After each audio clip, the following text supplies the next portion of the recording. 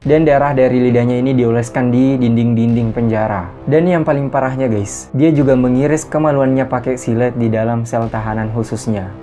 Assalamualaikum guys, terima kasih sudah klik video ini. Jadi di video kali ini aku akan menceritakan kasus dari Nico Jenkins, di mana dia ini merupakan sosok pembunuh berantai yang berasal dari Omaha, Nebraska, USA. Tapi ada sesuatu yang aneh dari Nico, di mana biasanya seseorang melakukan pembunuhan karena merasa depresi, sakit hati, atau untuk membalaskan dendam, atau hanya untuk sekedar kesenangan semata. Dia melakukan pembunuhan karena bisikan dari dewa Mesir kuno yang disebut Apopis atau dewa ular. Bahkan guys, asal kalian semua tahu saking terpengaruhnya si Nico ini dengan dewa ular itu, dia sampai mengiris, mohon maaf sebelumnya, kemaluannya. Tapi masih ada hal-hal aneh yang dilakukan oleh si Nico ini selama dia berada di dalam penjara. Nanti aku bakalan kasih tahu kepada kalian semua, so nggak usah banyak bacot lagi. Langsung aja kita masuk ke kasusnya. Jadi buat kalian semua yang penasaran, stay tune. Jadi guys, Nico ini lahir dengan nama Nico Allen Jenkins. Dia ini dilahirkan di Colorado pada tanggal 16 September tahun 1986. Ayahnya bernama David Emegi dan ibunya bernama Lori Jenkins. Nah, keluarga Jenkins ini guys terkenal sebagai keluarga penjahat. Jadi dari generasi ke generasi, keluarga ini memang tumbuh dalam kekerasan. Nico dan juga saudara-saudaranya sering disiksa oleh kedua orang tua mereka. Bahkan kedua orang tua dari Nico Jenkins ini memiliki catatan kriminal, dan mereka berdua pernah dipenjara. Begitu juga dengan ketiga saudara perempuan dari Nico. Mereka juga pernah dipenjara guys. Jadi memang keluarga mereka ini merupakan keluarga kriminal atau criminal family. Nah, karena hal ini Nico akhirnya juga menjadi seorang penjahat. Ketika dia ini berumur 7 tahun, dia membawa senjata ke sekolahnya. Umur 7 tahun berarti sekitar kelas 1 SD. Wah, luar biasa sekali kan? Masih kelas 1 SD tapi sudah berani membawa senjata ke sekolahnya. Tapi untungnya pada saat itu tidak ada yang menjadi korban dari senjata yang dibawa oleh Nico ini. Terus ketika dia ini berumur 15 tahun, dia melakukan pencurian mobil dan akhirnya dipenjara selama 3 tahun. Nah, setelah 3 tahun berlalu dan ketika dia akan dibebaskan, dia ini justru melakukan penyerangan di dalam penjara guys, yang membuatnya dihukum penjara kembali selama 21 tahun. Tapi akhirnya dia dibebaskan lebih cepat sekitar 10 tahun setelah dia dipenjara. Mungkin karena dia ini menunjukkan perilaku yang membaik selama di dalam penjara. Dia dibebaskan pada tanggal 30 Juli tahun 2013. Walaupun dia ini tumbuh dan berkembang di dalam penjara, tapi tubuhnya bagus guys. Tingginya sekitar 5 kaki 8 inci atau sekitar 176 cm. Nah, setelah dibebaskan dari penjara, bukannya tobat, sadar akan kejahatan yang telah dia lakukan, atau minimal kapok, dia ini justru semakin tidak waras dan berani melakukan pembunuhan. Nah, sekitar 2 minggu setelah dibebaskannya Nico dari penjara, Nico mulai melakukan pembunuhan dengan cara menembak mati korban-korbannya. Korban pertamanya adalah Juan Uripena dan George Kachiga Ruiz. Mereka berdua ini ditemukan oleh pihak kepolisian yang pada saat itu sedang melakukan patroli di sekitar area kolam renang kota pada pukul 5 pagi tanggal 11 Agustus tahun 2013. Pada saat itu pihak kepolisian yang sedang melakukan patroli melihat sebuah mobil truk pickup Ford putih yang sedang diparkir di dekat kolam itu. Nah, karena curiga akhirnya pihak kepolisian mendekati mobil truk itu. Nah, setelah dibuka ternyata isi dari mobil truk itu adalah 2 pemuda yang sudah meninggal dunia. Nah, dari kematian kedua orang ini, pihak kepolisian belum bisa memastikan atau mencurigai seseorang yang menjadi pelaku dari pembunuhan kedua pemuda ini. Karena tidak ada bukti atau jejak yang ditinggalkan oleh pelaku. Di jasad kedua korban ini hanya ditemukan luka tembakan di bagian kepalanya. Nah, setelah kedua jasad ini diidentifikasi, mereka pun akhirnya dikembalikan kepada pihak keluarga mereka. Selanjutnya pada tanggal 19 Agustus, Nico kembali melakukan aksi pembunuhan kepada seorang pria yang dia kenal. Mereka berdua ini pernah bertemu di dalam penjara ketika si Nico masih ditahan. Bahkan mereka berdua ini sempat berfoto dan kemudian fotonya itu diupload di akun Facebooknya sehari sebelum dia membunuh kawannya ini. Namanya adalah Curtis Bradford. Jasad Curtis ini ditemukan pada pukul 7 pagi di sebuah garasi oleh seorang pemuda yang baru saja pulang kerja shift malam di toko serba ada. Nah, pada saat dia menemukan jasad Curtis, dia kaget guys. Dan akhirnya dia pun langsung menghubungi pihak kepolisian. Nah, setelah pihak kepolisian sampai di lokasi dan juga memeriksa jasad dari Curtis, sama dengan 2 korban sebelumnya, mereka juga tidak bisa menemukan bukti dan jejak dari pelaku yang telah membunuh dari Curtis. Selain itu juga pemuda yang menemukan jasad Curtis tidak mengetahui apa-apa. Dia tidak melihat kejadiannya. Dia ini hanya sekedar lewat dan kemudian tiba-tiba menemukan jasad dari Curtis. Akhirnya bertambah lagi kasus yang harus diselesaikan oleh pihak kepolisian Omaha pada saat itu. Di mana kasus kematian 2 orang yang mereka temukan sebelumnya belum selesai, ditambah lagi dengan kasus kematian dari Curtis. Tapi pada saat itu pihak kepolisian mulai curiga. Mereka berpikir bahwa pelaku yang telah membunuh 3 orang ini adalah orang yang sama. Selanjutnya belum sampai di situ guys, Nico kembali melakukan aksinya pada tanggal 21 Agustus tahun 2013.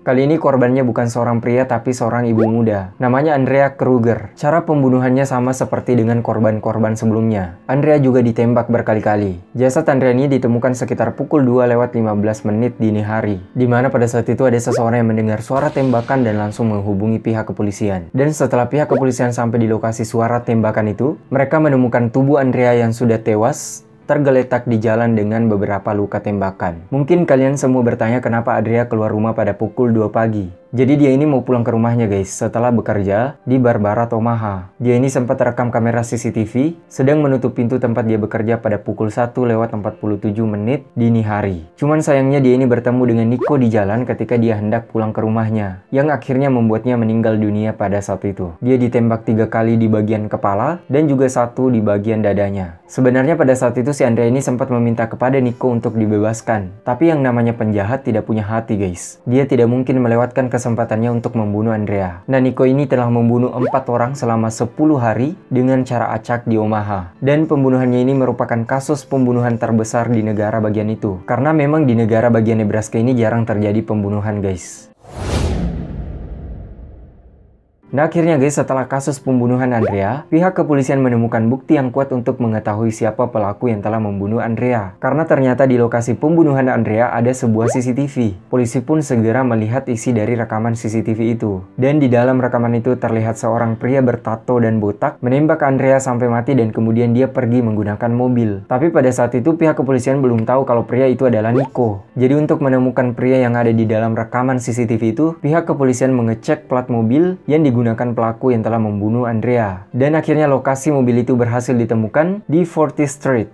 Mobil itu berhasil ditemukan tapi dalam kondisi sudah terbakar. Ternyata Nico ini meminta kepada seorang pecandu obat-obatan untuk membakar mobil itu sebelum dia ini kembali ke rumahnya. Tapi walaupun mobil itu terbakar, pihak kepolisian tetap bisa menemukan DNA dan juga sidik jari di dalam mobil itu. Dan setelah diselidiki, semua bukti-bukti tertuju kepada Nico. Nah, untuk memastikannya lagi, pihak kepolisian mengecek kembali identitas dari Nico. Dan ternyata ditemukan banyak catatan kriminal dari Nico. Dan setelah itu pihak kepolisian langsung mengunjungi Nico dan berhasil menangkapnya. Nico ini ditangkap pada tanggal 30 Agustus tahun 2013, sehari setelah dia melakukan pembunuhan kepada Andrea. Nah, setelah 3 hari ditahan, tepatnya pada tanggal 3 September, Nico akhirnya diinterogasi oleh pihak kepolisian. Dan interogasinya ini berjalan sampai 8 jam guys. Dimana 8 jam ini mereka lalui lebih banyak bertele-tele, karena si Nico tidak mau mengakui apa yang telah dia lakukan. Tapi pada akhirnya karena dia ini didesak terus, ditanya terus oleh pihak kepolisian, dia mengakui telah membunuh 4 orang yang dituduhkan kepadanya. Terus setelah dia ini mengakui perbuatannya, dia ditanya lagi oleh pihak kepolisian, alasan apa sehingga kamu berani membunuh keempat orang itu? Dia bilang saya mau melakukan balas dendam, karena sepupu saya sudah dibunuh. Terus ditanya lagi oleh pihak kepolisian, apakah keempat orang itu pelakunya? Kalian semua tahu nggak apa yang dikatakan oleh Nico? Dia mengatakan, bukan.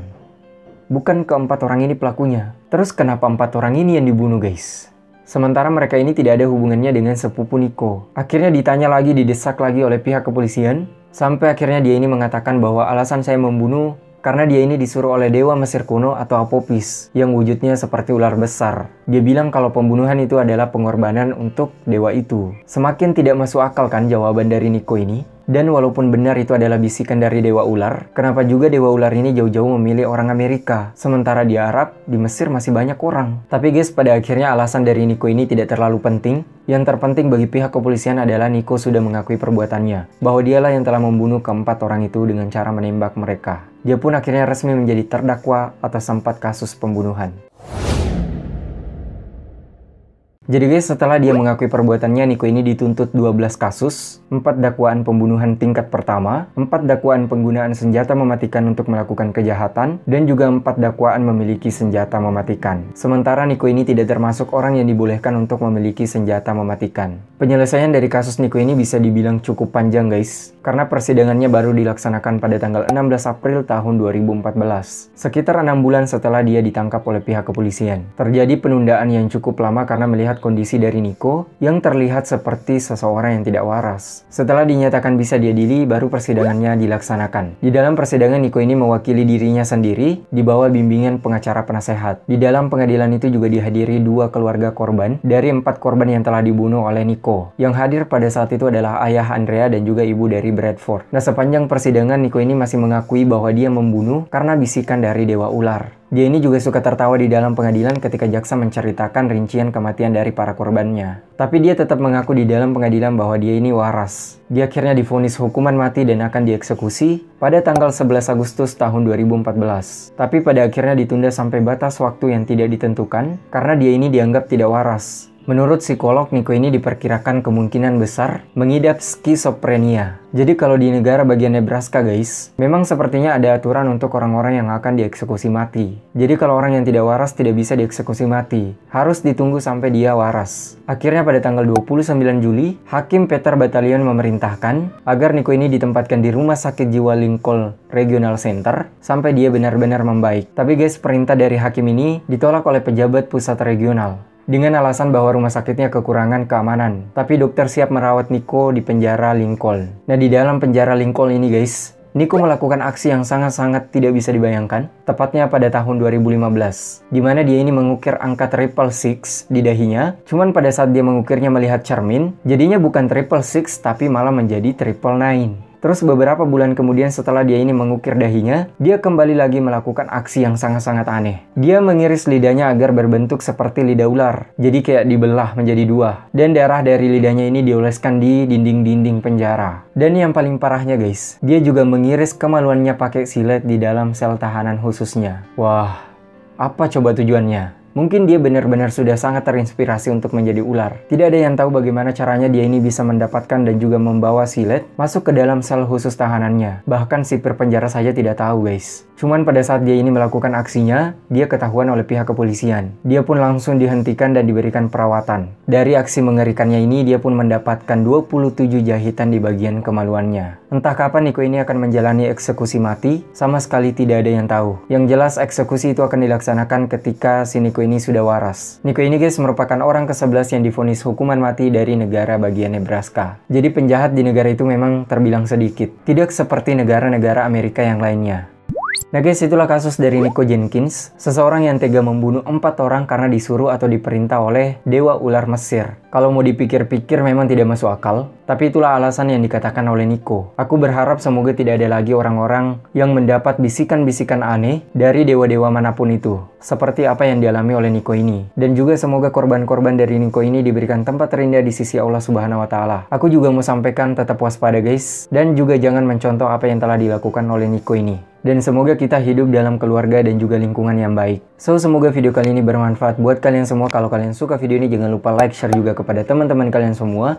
Kalau kalian punya kritik dan saran-saran, silahkan komentar di bawah. Dan yang paling penting, jangan lupa klik subscribe, lonceng notifikasinya juga agar kalian semua tidak ketinggalan video-video terbaru dari aku. Follow juga akun Instagram aku @yudi_376. Terima kasih sudah menonton video ini. Sampai jumpa di video-video selanjutnya. Wassalamualaikum warahmatullahi wabarakatuh. Subscribe guys.